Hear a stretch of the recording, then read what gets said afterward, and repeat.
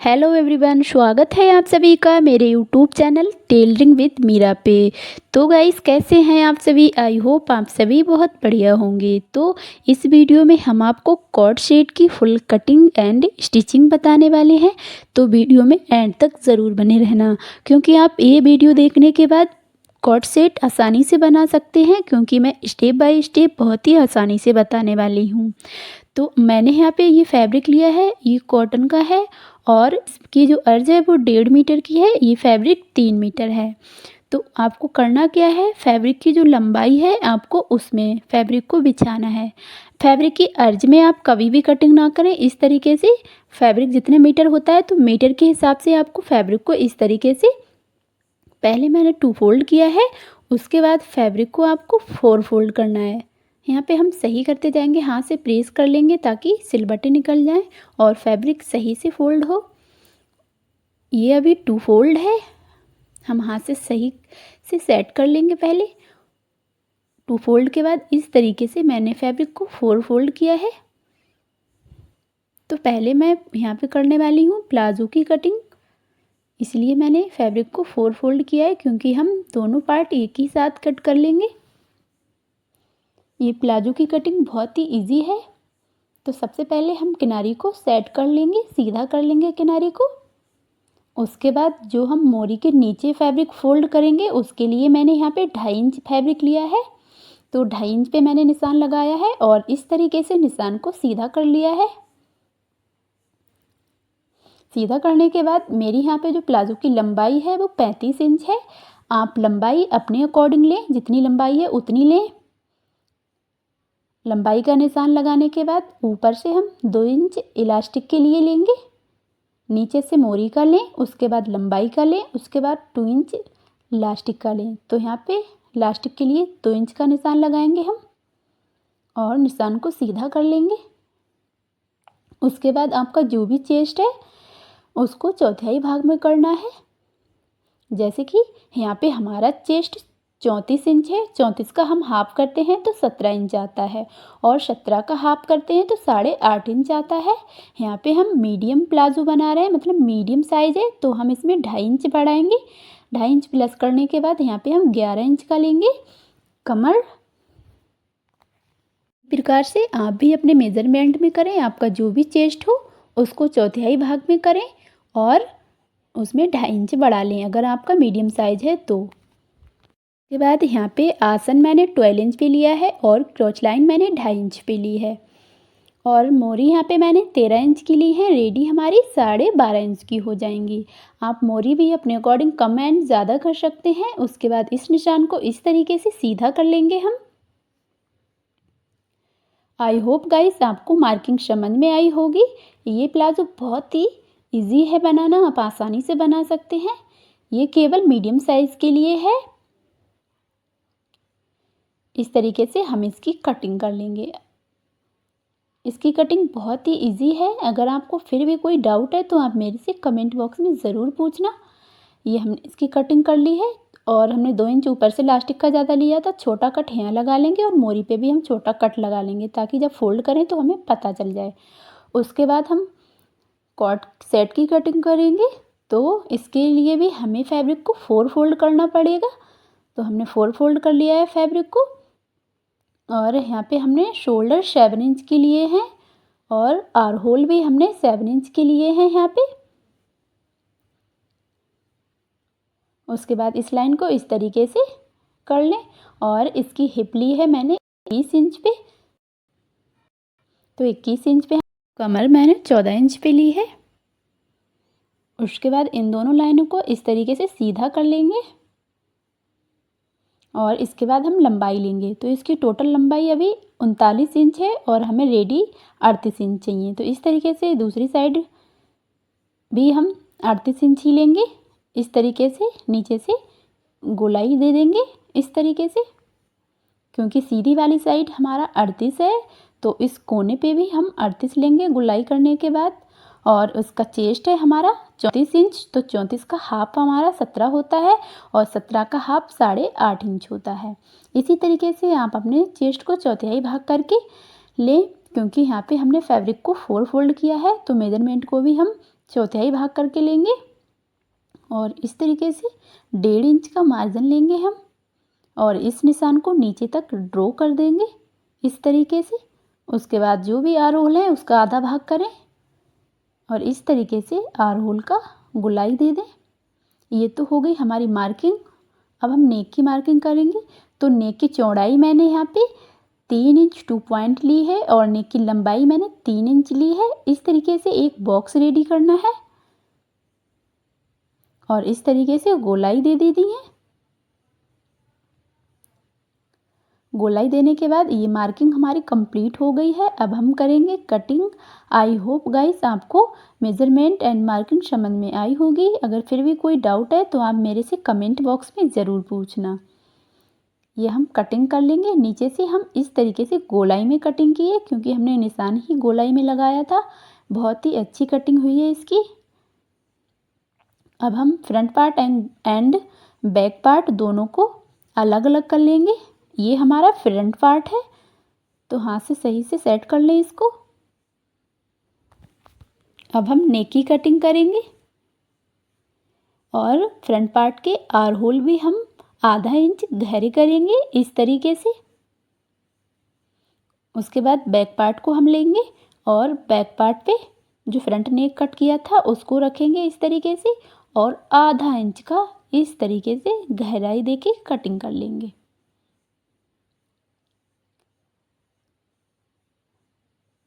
इसके बाद हमें फ्रंट पार्ट को बीच से अलग करना था, हम भूल गए थे तो अब कर ले रहे हैं क्योंकि हमें इसके बीच में पट्टी लगानी है तो हमें बीच से कट करना पड़ेगा।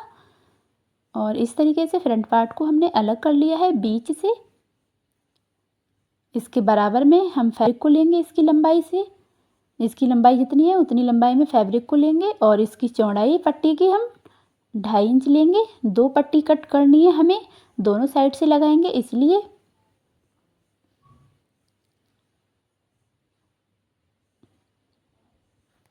तो दोनों पट्टियों के निशान हमने लगाए हैं। चौड़ाई सेम ली है 2.5 इंच।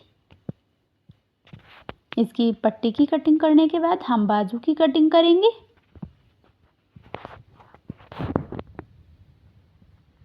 तो बाजू की कटिंग करने के लिए हम फैब्रिक को 4 फोल्ड करेंगे और फैब्रिक को नीचे से सीधा कर लेंगे। फैब्रिक को नीचे से सीधा करने के बाद 1.5 इंच का हम मार्जिन ले रहे हैं जो मोरी के नीचे हम फोल्ड कर देंगे। और फोल्ड करने वाला फैब्रिक लेने के बाद हम लंबाई का निशान लगाएंगे। तो यहाँ पे जो बाजू की लंबाई मैं ले रही हूँ वो 16 इंच ले रही हूँ और आधा इंच का मार्जिन ऊपर से लिया है जो हमारा शोल्डर में स्टिच करते वक्त चला जाएगा। और फैब्रिक जो चौड़ाई में बिछाया है वो 9 इंच का होना चाहिए कम से कम। तो ऊपर से इस वाली साइड से 3 इंच डाउन करके एक निशान लगाना है और इस तरीके से आपको शेप दे देना है बाजू का। और मोरी का निशान लगाने के बाद 1.5 इंच का मार्जिन ले लें और इस तरीके से इस निशान को सीधा कर लें। उसके बाद कटिंग कर लें।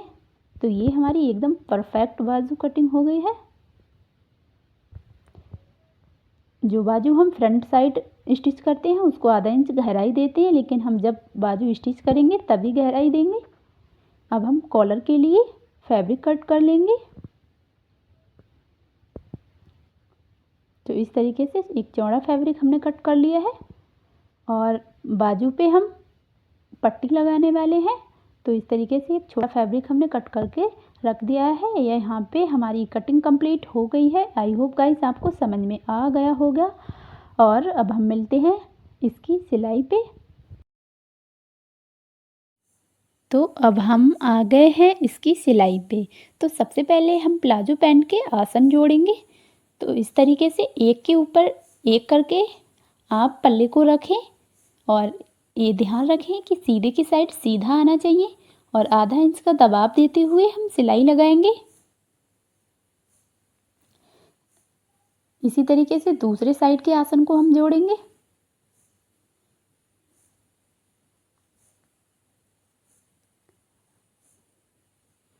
आसन ऐड हो गए हैं हमारे दोनों साइड के। उसके बाद ये 2 इंच का इलास्टिक का हमने निशान लगाया था, जहाँ से हमने कट लगा लिया था, दिख रहा है होगा आपको। तो वही जो कट लगाया है उसी कट से फैब्रिक को फोल्ड करना है इस तरीके से, जैसे मैंने किया है। पहले आधा इंच, उसके बाद जो कट है वहाँ से फोल्ड करना है और इस तरीके से हाथ से सेट करते हुए फैब्रिक को फोल्ड करते हुए सिलाई करते जाएंगे। और हर बारी आपको याद रखना है फैब्रिक बराबर फोल्ड हो और थोड़ा सा छोड़ देना है, आपको थोड़ा हिस्सा छोड़ देना है सिलाई लगाने से, ताकि उसी की हेल्प से हम इलास्टिक अंदर डाल सकें। तो हमारी कमर यहाँ पे 30 इंच थी, 30 का हाफ मैंने 15 और 15 में हम 3 इंच माइनस करके 12 इंच की इलास्टिक डालेंगे। तो जो हिस्सा हमने ओपन रखा था उसी की हेल्प से और पिन की हेल्प से इलास्टिक को हमने अंदर डाल लिया है। अब इलास्टिक को हम किनारे से सिलाई लगा देंगे। सिलाई पक्के से लगाना है ताकि इलास्टिक अलग ना हो, इस तरीके से।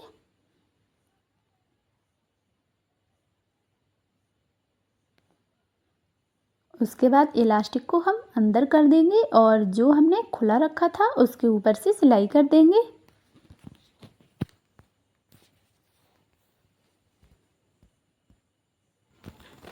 उसके बाद इस तरीके से हाथ से इलास्टिक को खींचेंगे। ये आपको 2-3 बार स्टेप करना है। इससे होता क्या है कि पूरे इलास्टिक में फैब्रिक हमारा बराबर सा रहता है, कहीं पे इकट्ठा नहीं होता है, कहीं पे कम ज़्यादा नहीं होता है। तो उस तरीके से इलास्टिक के ऊपर से आपको सिलाई लगाते जाना है। ये सिलाई हमारी कंप्लीट हो गई है। ये बहुत ही फिनिशिंग के साथ हमने इलास्टिक को डाल लिया है। अब हम नीचे से मोरी को फोल्ड करेंगे। तो मोरी फोल्ड करने के लिए हमने 2.5 इंच का मार्जिन लिया था, उसी को हम अंदर फोल्ड कर देंगे। हमने कट लगा रखा था, उसी कट से इसी तरीके से फोल्ड करना है। दोनों मोरी फोल्ड करनी है। मोरी फोल्ड करने के बाद हमें साइड वाली सिलाई लगानी है, जो कंप्लीट सिलाई है।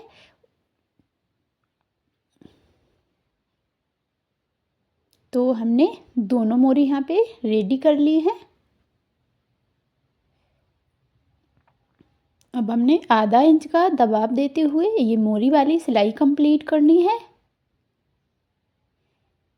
इसी सिलाई के साथ हमारी प्लाजो पैंट बनके रेडी हो जाएगी। आई होप गाइस आपको इसकी कटिंग एंड सिलाई दोनों समझ में आई होगी। अगर फिर भी कोई डाउट है तो आप मेरे से कमेंट बॉक्स में ज़रूर पूछना। और ये प्लाजो पैंट हमारी बहुत ही कम समय में और बहुत ही सिंपल तरीके से रेडी हुई है और बहुत ही कंफर्टेबल है। ये मीडियम साइज़ का अगर आप प्लाजो पैंट बना रहे हैं और बहुत ही कम समय में बनाना चाहते हैं और आप बिगनर हैं, आपने कभी नहीं बनाया, तो पहली बार में ही आप ये वीडियो देख के बना सकते हैं, क्योंकि ये कटिंग और सिलाई बहुत ही ईजी है। ये हमारी यहाँ पे कंप्लीट हो गई है बहुत ही फिनिशिंग के साथ, आप देख सकते हैं। अब हम नेक्स्ट आते हैं अपनी कुर्ती की सिलाई पे। तो हमने फ्रंट पार्ट को बीच से कट कर लिया था, जिस पे हमें पट्टी लगानी थी। तो हमें इस तरीके से फ्रंट साइड से पट्टी को रखना है, इस तरीके से। इसी तरीके से दोनों साइड हमें लगानी है। ये हमने दोनों साइड पट्टी स्टिच कर ली है। अब पट्टियों को हमें कैसे फोल्ड करना है ये देखेंगे हम। तो इस पट्टी को इस तरीके से अंदर की साइड फोल्ड करेंगे हम और इस वाली को बाहर की साइड फोल्ड करेंगे। आधा इंच बाहर की साइड इस तरीके से दिखती है ये वाली पट्टी हमारी, और ये हम अंदर की साइड फोल्ड करते हैं। तो सबसे पहले तो जो 2 पॉइंट का मार्जिन है उसे पट्टी की साइड करके ऊपर से किनारे से एक सिलाई लगा दें। इससे पट्टी आसानी से अंदर फोल्ड हो जाती है फिनिशिंग के साथ। उसके बाद इस तरीके से अंदर की साइड फोल्ड कर देंगे और सिलाई करते जाएंगे। ये हमने पट्टी लगा ली है। अब इसी तरीके से दूसरी वाली पट्टी हम किस तरीके से बनाएंगे, तो उसको इस तरीके से पकड़ेंगे और मार्जिन को पट्टी की साइड करेंगे और इस तरीके से फोल्ड कर देंगे पट्टी को और सिलाई लगाते जाएंगे। नीचे से आपको हाथ से सेट करते जाना है ताकि नीचे से भी पट्टी दबती रहे और ऊपर से भी सिलाई किनारे से लगती रहे। अब एक सिलाई और करेंगे हम एक चाप की दूरी पे।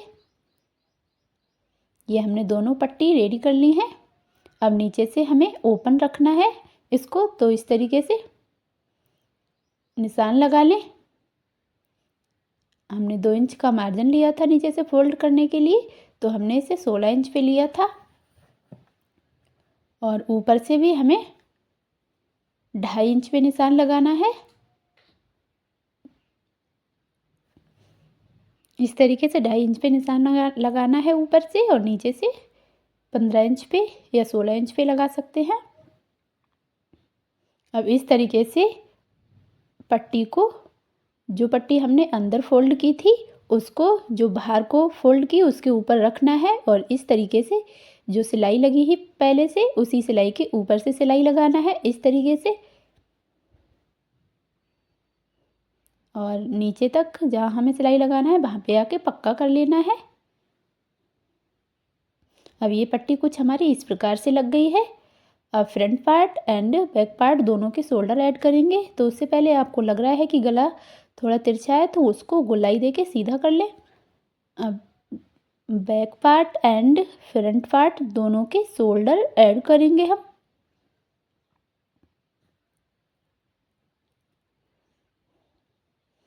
शोल्डर ऐड करने के बाद हम इसमें कॉलर स्टिच करेंगे। ये हमारा यहाँ तक रेडी हो गया है। अब इसको हम मेज़र कर लें। पहले इस तरीके से पकड़ें इसको, और इंची टेप की हेल्प से सही से मेजर करना है। यहाँ पे कम ज़्यादा ना हो, खींचना नहीं है कपड़ा आपको।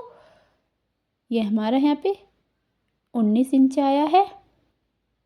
अब हमने यहाँ पे पेस्टिंग बुकरम लिया है। पेस्टिंग बुकरम को डबल फोल्ड करके इस तरीके से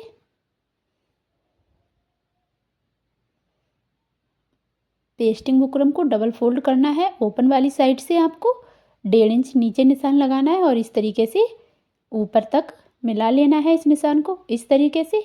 ये देख सकते हैं आप, हमारा 19.5 इंच है, वो 9.5 इंच है। 9.5 दूनी 19 होता है। तो इस तरीके से आपको कॉलर की गोलाई देनी है, और फिर कटिंग कर लेनी है इस कॉलर की। इस तरीके से बहुत ही इजी तरीके से मैंने कॉलर की कटिंग कर ली है।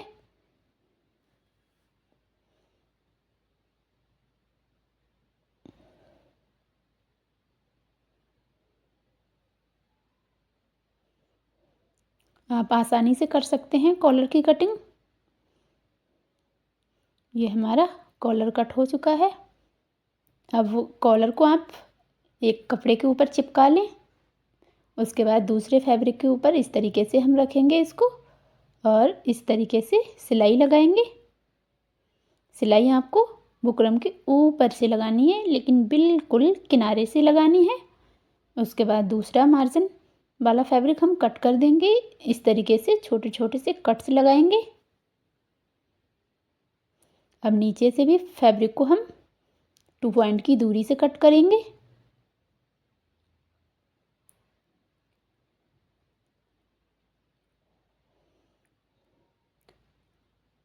अब इस तरीके से ओपन करेंगे कॉलर को, और इस साइड का फैब्रिक हम बुकरम के ऊपर फोल्ड करके सिलाई लगा लेंगे। ये सिलाई लगाने के बाद कॉलर को हम नेक में स्टिच करेंगे। तो कॉलर को हमें उल्टी साइड से रखना है इस तरीके से।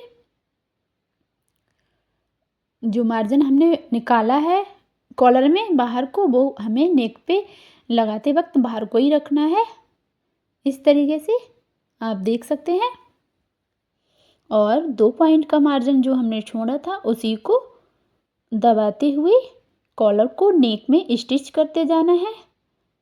ये हमने पूरे नेक में कॉलर को स्टिच कर लिया है, आप देख सकते हैं इस तरीके से। अब जो हमारे कॉलर की गोलाई है उसको आप किस तरीके से सेट करेंगे, तो इस तरीके से इसको पकड़ें, और इस तरीके से जिस शेप में कॉलर की कटिंग की है उसी की गोलाई में आपको सिलाई लगानी है इस तरीके से। दोनों साइड इसी तरीके से सिलाई लगानी है।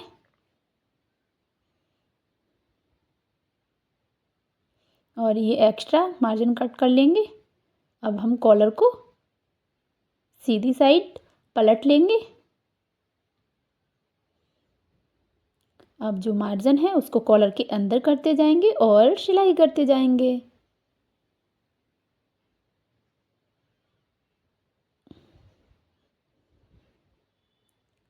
ये हमारा कॉलर बन गया है एकदम इजी तरीके से, और वो भी बहुत ही फिनिशिंग के साथ।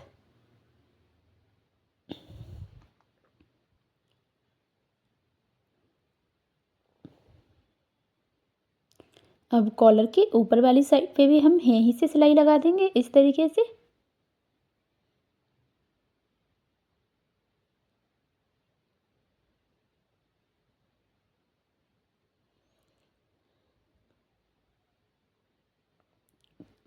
सिलाई बिल्कुल किनारे से लगानी है, तभी नीट फिनिशिंग आएगी हमारी।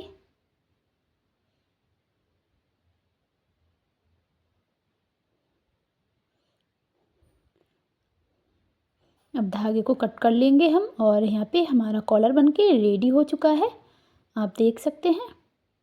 बाद को एक हुक लगाएंगे कॉलर के पास में, और जो पट्टी हमने लगाई है उस पे हम 100 बटन लगा लेंगे, आप देख सकते हैं। अब उसके बाद जो हमने फिटिंग ली थी उसी फिटिंग को दूसरी साइड भी इस तरीके से छपा लेना है, और इस तरीके से हम सिलाई करेंगे। नीचे फिटिंग वाले निशान को इस तरीके से आपको कर लेना है नीचे तक सिलाई। ऊपर से दबाव को कम करते हुए लाना है, क्योंकि ऊपर हमारे चेस्ट साइड और कमर साइड 2 इंच का मार्जिन था। इसी मार्जिन को नीचे तक हम धीरे धीरे कम करते लाएंगे और कुर्ती के शेप के अकॉर्डिंग सिलाई लगाते जाएंगे।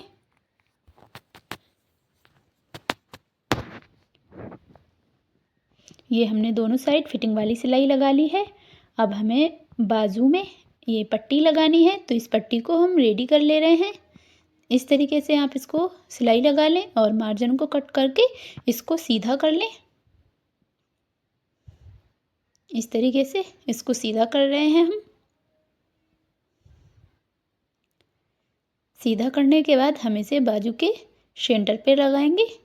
तो बाजू का सेंटर ले लें आप इस तरीके से, और जो 1.5 इंच का मार्जिन हमने रखा था उसी लाइन के ऊपर से आपको इस पट्टी को रखना है इस तरीके से, और बाजू के बीचों बीच रखना है आपको।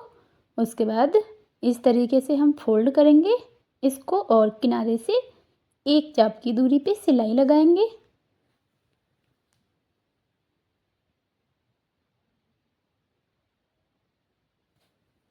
अब ऊपर से इस तरीके से फैब्रिक को फोल्ड करना है आपको। तो इस तरीके से ये बाजू हमारी बहुत अच्छी बनी है और बहुत अच्छी लग रही थी पहनने के बाद। अब इस पट्टी को कुछ इस तरीके से हम सेट करके एक 100 बटन लगा लेंगे एंड में। अब फ्रंट पार्ट की आर होल आधा इंच गहरे करेंगे इस तरीके से। बाजू को एक के ऊपर एक करके रखना है और इस तरीके से फोल्ड कर लेंगे हम। फोल्ड करने के बाद इस तरीके से हम बाजू को पहले मेजर कर लेंगे शोल्डर से मेजर करने के बाद जो निशान आएगा हमारा, वहीं से हम इसे 2 पॉइंट की गहराई दे देंगे इस तरीके से। पहले बाजू को आपको शोल्डर से मिलाना है, उसके बाद ही गहराई देनी है। अब मोरी का निशान लगा लेंगे और फिर से हम शोल्डर एक बार चेक करके देख लेंगे बाजू से और निशान लगा लेंगे। अब मोरी वाले निशान को और ऊपर वाले निशान को इस तरीके से हम सिलाई कर देंगे।